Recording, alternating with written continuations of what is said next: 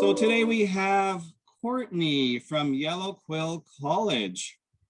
Welcome, Courtney. Hello. So I'm going to start off with a loaded question. It's going to be a little bit long-winded, but here we go. A recent 2019 Manitoba First Nations report indicated about half of our participating high schools and First Nation schools in Manitoba want to attend post-secondary institutions. But the reality is only about 10% of these students actually attend. So what are you doing as somebody who's representing Yellowquill College to help bridge that gap? Throughout the year, we post information about other post-secondary institutions, and we actually have a dedicated bulletin board specifically for this purpose. This past year, we have been attending virtual open houses, and prior to the pandemic, we always hosted our own open house. We had our own career fair. So that's something that we hope to do in the near future. We also invite different speakers and Indigenous role models who have succeeded throughout education in hopes to encourage our learners to follow their dreams as well. Awesome. I'd like to hear that there's a variety of different things that you're doing to reach out. And they seem pretty practical too, which is nice. I especially like the visuals that you'll be adding with regards to the career fair and these things. Is that done virtually online?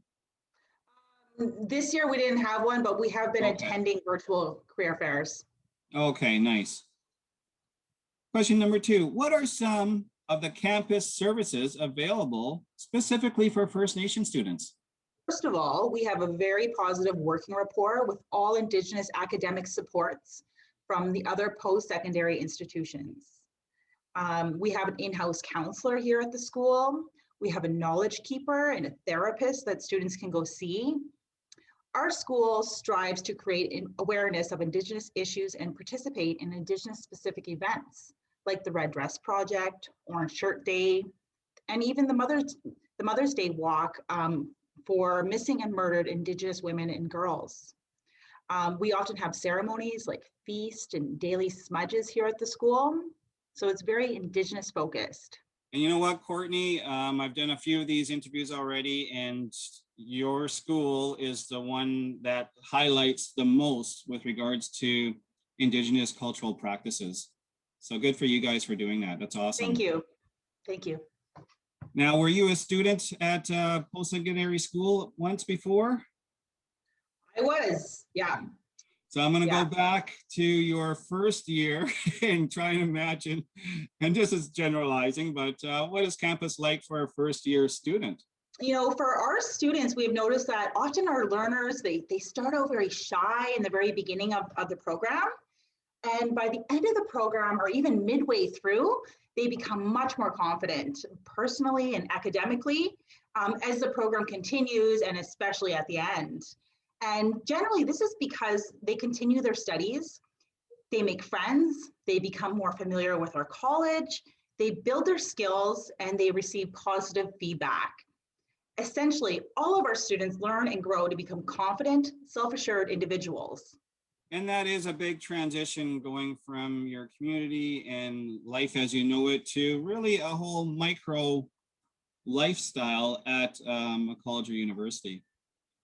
So it's nice to hear that the students are sticking with it and growing in that process. Absolutely. So for you first timers going to Yellowquill College, possibly stick with it. It gets easier. Yes. Now, if I live on a reserve or federal land, what kind of bursaries or funding would I have available for tuition and cost of living? A lot of our students are funded through their band.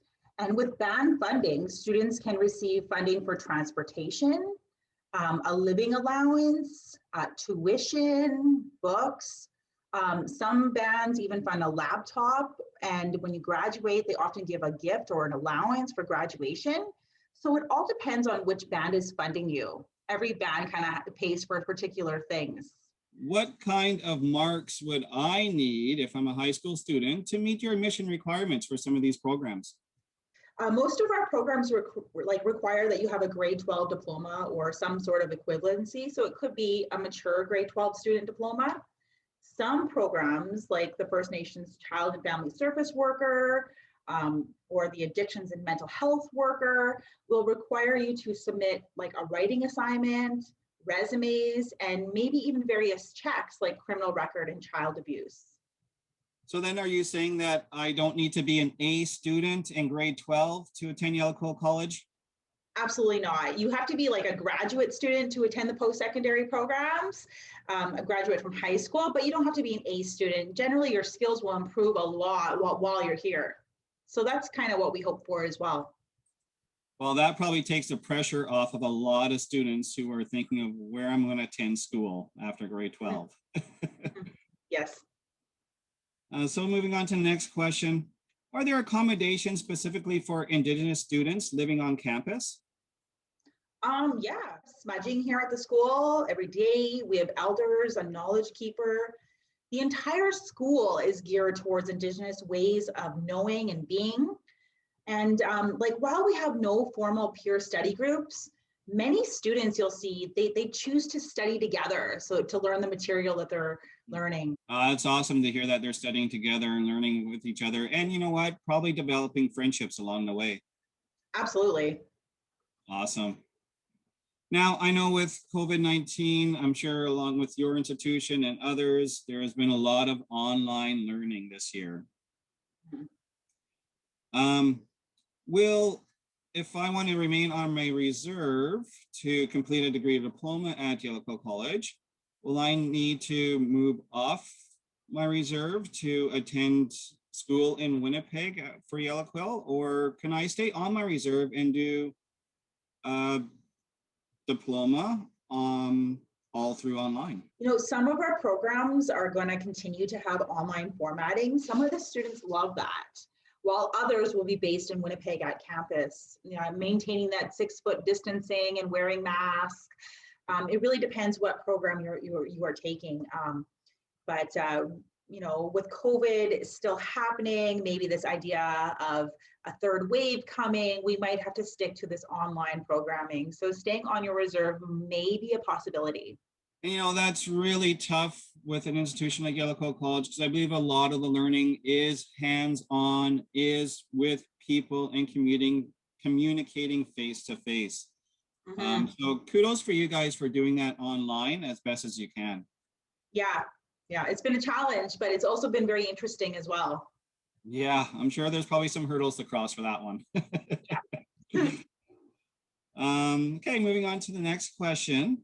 Are there tutoring services available at Yellowquill College? And are they included in my tuition if there are? I wish I could say yes to this question. Unfortunately, we currently don't have tutors available at our college. But we are looking at implementing a strategy for more student supports like tutors. So in the future, let's hope that becomes part of our college. All right, so guess what, students? I'm hearing if you attend Yellowquill College, keep bugging Courtney to be a possible peer tutor. There you go. And for our last question, if I live on a reserve, how can I best explore your career options for Yellowquill College? So this is our website, and it's www.yellowquill.org. And this is our first page. So welcome to all of our students. You can kind of learn about our college. The first thing we're gonna talk to you about on our website is the safety measures that we put in place. And as you scroll down, you'll see that we have offered kind of like 3 types of programs. We have full-time programs, and you can click in the link right here to go to the full-time programs, or you can go to the navigation bar and click here to see the various programs that you could apply to. Keep scrolling and you'll find that we also offer modular programs. These are the programs that generally students are working when they take these programs, like if they already have employment and they come back and they take these programs for like a week at a time. And again, you can click here, or you can go right to the navigation bar to find the different programs for modular programs. So for modular programs, it sounds then students can earn an income while in school. Is that correct? That's correct. Awesome. That's correct. To make a note of, students. Yeah. Yeah, so it's, you know, being a student, you live for many years being quite poor. So this might be an opportunity for you to work and get your schooling at the same time. We also offer professional development workshops. So, you know, if somebody wants to improve their computer skills or human resources, proposal writing, you could just take a workshop with us as well and get a certificate in that. And then right below, we have a message from our director of the college, who is Bobby Pompana. So going to the programs, if you click on each of the programs in the navigation, you'll see that all the programs are listed here. And if you want to find out more about each program, all you need to do is click on the Learn More. So if you go to the business certificate, there'll be some of our students, pictures of our students. There'll be a program description. This is a one-year certificate, for example. It'll list some of the courses that you'll be taking and the admission requirements. So every one of our programs is listed just like this, where you can see what kind of programs you might be interested in and learn more about each of the programs. I like how it's very concise and precise for each program. It's all kind of one-stop shopping. Thank you. Yeah. So there's, you know, as you can see, everything's focused on and geared towards First Nations people. We've got the First Nations Management Administration, First Nations Child and Family Service Worker. This is a super popular program. You know, new to this year, we are having a First Nations teacher education program. It's actually called the First Nations Bachelor of Teaching. So it's going to be a 3-year program. We haven't started, people, like a lot of people are interested. They haven't been able to apply yet, but hopefully this week, people will start applying for this program. Another new program is the Addictions and Mental Health Diploma program. So some really great options for you here. Awesome. Yeah. Yeah, so, you know, modular programs, workshops, you can go through here and just navigate through our website and, you know, find things that might interest you. In the news and events for current students, there's different news headlines and when spring break is. For students, you know, if you're a current student is current or you're wanting to come, there's a little bit of information about our college, how we have small classes and caring Nice. teachers, and so on. The admissions page is at the last of the navigation bar, or very close to. And you can either click on this link right here for the admissions application, fill that out and email us. Or you can go down here and there's an admissions inquiry where you fill in all these bars and you click continue and then submit. And then we can send you any information through email. Generally, we're doing everything through email. We're not doing snail mail as much anymore. So it's kind of nice. Yeah, a little faster. Yeah. A little faster, Yeah. I would assume. That's great. So that's our website. I hope that you visit it, and I hope that you know, find our programs interesting, and we welcome everyone. All right, so thank you, Courtney, for joining us today. Yellowquill College sounds awesome. I really hope that students check out the website. We'll provide more links after this video in the credit section, and stay tuned because there'll be more videos to come. Thank you.